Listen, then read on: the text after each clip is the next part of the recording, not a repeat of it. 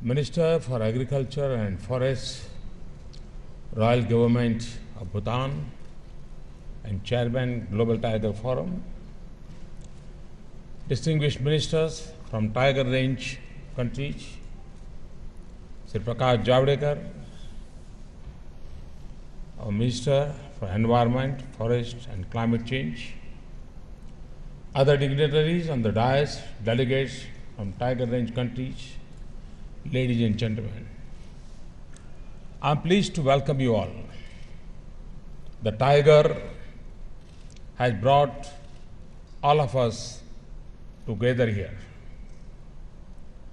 This is an important meeting to discuss the conservation of one of the important endangered species. Your very presence as a testimony to the importance your country attaches to this umbrella among species. As we all know, the tiger is an apex consumer in the ecological pyramid and food chain.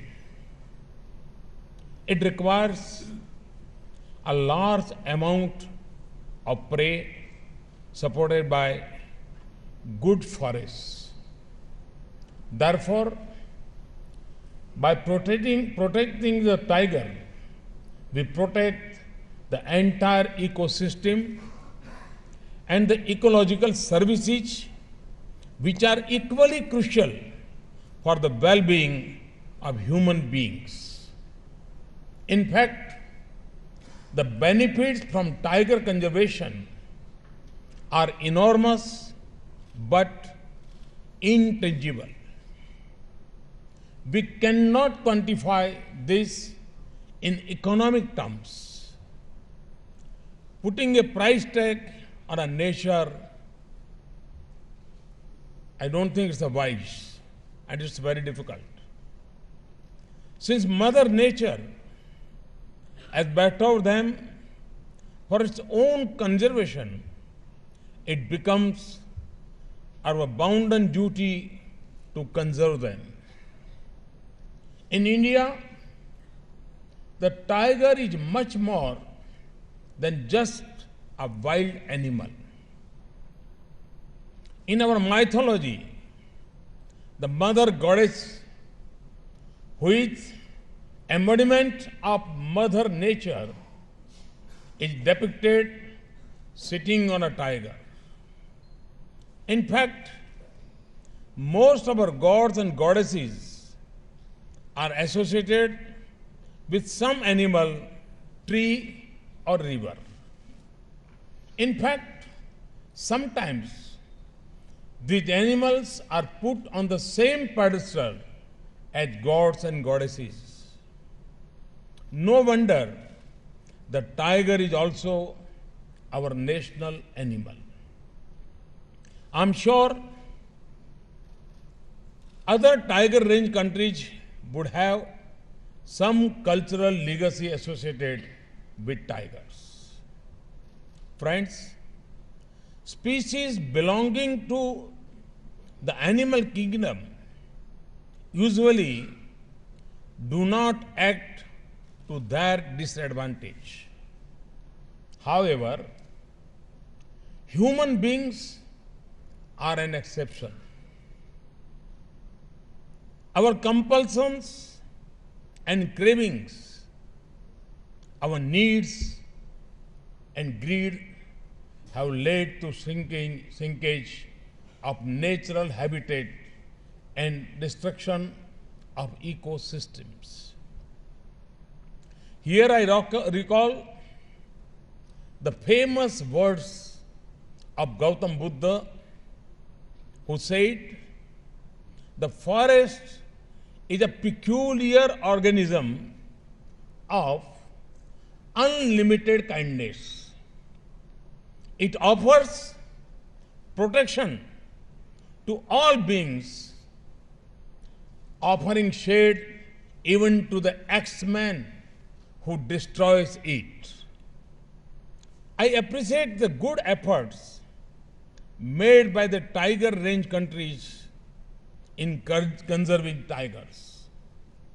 I compliment you all for this great ongoing efforts. I also appreciate the efforts through Global Tiger Initiative and the Council. I must mention the great effort made by Mr. Vladimir Putin in convening the Tiger Summit in 2010. The Global Tiger Recovery Program was an important outcome of these efforts. I also appreciate the initiatives of Mr. Dorji, the chairman of the Global Tiger Forum. However, from what I have been told, it appears that tiger habitats have reduced drastically across tiger range countries. The situation has been aggravated further by the ongoing trafficking in body parts and derivatives of this magnificent animal. In India too, we have been facing the challenge of poaching and disruption in their ecosystems. The positive side for us in India is that majority of the population respect trees, animals, forests, rivers, and other elements of nature like the sun and God, moon. They consider the earth as our mother. Our scriptures encourage us to treat the entire universe as one Vasudhaiv Kutumbakam and Lokah Samasta Sukhino Bhavantu. This is our philosophy. We pray for peace and prosperity of everyone, including the ecosystem. Om Dyom Shantihi, Antarik Shantihi, Prithvi Shantihi, Rapah Shantihi, Raushadaya Shantihi, Vanaspataya Shantihi. Friends, forests are inseparable from wild animals. Both are mutually complementary. Destruction of one leads to destruction of other. This is an important cause of climate change, which is now affecting us adversely in many ways. This is a global phenomenon which all of us are grappling with.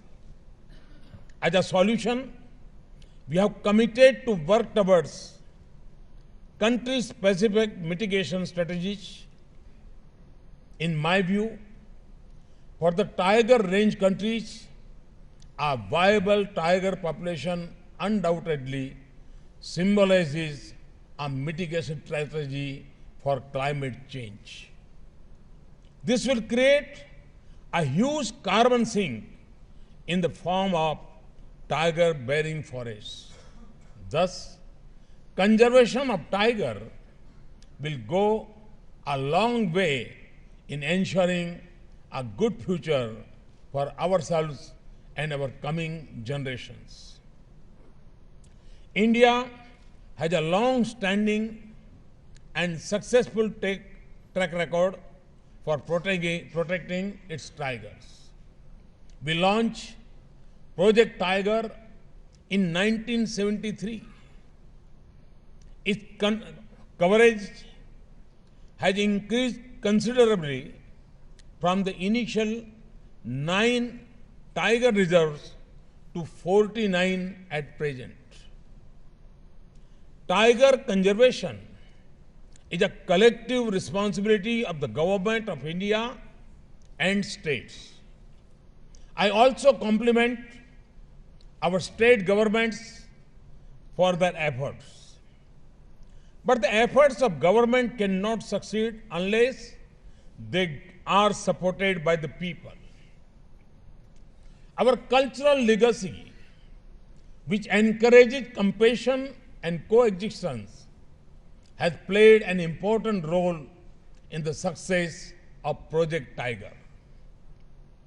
Due to such collective efforts, there has been a rise of 30% in the numbers of tigers.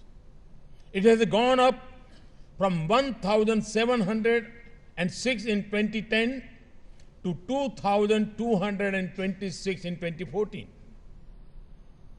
Our National Tiger Conservation Authority has taken many landmark initiatives. Use of modern technology, including intelligent, infrared, and thermal cameras on 24/7 basis is being promoted for surveillance against poaching in sensitive tiger reserves. Several protocols for smart patrolling and tiger monitoring have been evolved. Radio telemetry is also being promoted to monitor tigers. A national repository of tiger camera trap photo database is also being created. To do all this, we have this year doubled our allocation for tiger conservation. We have increased it from rupees 185 crores to rupees 380 crores, which is 3.8 billion rupees. I strongly believe that tiger conservation or conservation of nature is not a drag on development. Both can happen in a mutually complementary manner. All we need is to reorient our strategy by factoring in the concerns of the tiger in sectors where tiger conservation is not the goal. This is a difficult task, but can be achieved. Our genius lies in smartly integrating the tiger and wildlife safeguards in various infrastructures at the landscape. This essentially takes us to the much needed smart green infrastructure while adopting a landscape approach. The landscape approach would also help us to involve business groups through corporate social responsibility for various initiatives toward tiger conservation. In the Indian context, we intend to achieve this through the tiger conservation plans. Considering the ecosystem value of tiger conservation areas, we need to consider them as natural capital. Our institutions have done an economic valuation of a few tiger reserves. This study has highlighted that the fact that besides conserving the tiger, these reserves also provide a range of economic, social, cultural, and spiritual benefits. These are known as ecosystem services. Thus, we need to define conservation as a means to achieve development rather than considering it to be anti-growth. This calls for factoring in the value of the ecosystem in the economic arithmetic of development and growth. Friends, I'm confident that we can achieve a framework to foster proactive engagement of industry for conservation. The natural capital, denoting the stock of natural ecosystem, should be treated at par with capital goods. Our economy needs to be viewed as subset of a larger economy of natural resources and ecosystem services which sustain us. As a country having more than 70% of the global tiger population, India is committed to complement the initiatives of other tiger range countries. We have bilateral arrangements with China, Nepal, Bhutan, Bangladesh. We hope to continue our efforts to address issues of mutual concern for the tiger. A major threat to the tiger is the demand for its body parts and derivatives. The forest and its wild denizens are an open treasury which cannot be locked up. It is painful to learn about trafficking of body parts and derivatives of tigers and other big cats. We need to collaborate at the highest level of government to address this serious issue. India, along with several tiger range countries, is a founder member of the Global Tiger Forum, which is headquartered in New Delhi. This is the only intergovernmental organization of its kind. It is now working closely with the Global Tiger Initiative Council. As a host country, I assure you of our fullest support. We will also be happy to support capacity building of wildlife personnel at the Wildlife Institute of India. The tiger range countries are signatories to other international conventions to address international trade on endangered species. In this regard, I want to give you another good news. We are moving towards formally adopting the statute of South Asia Wildlife Enforcement Network.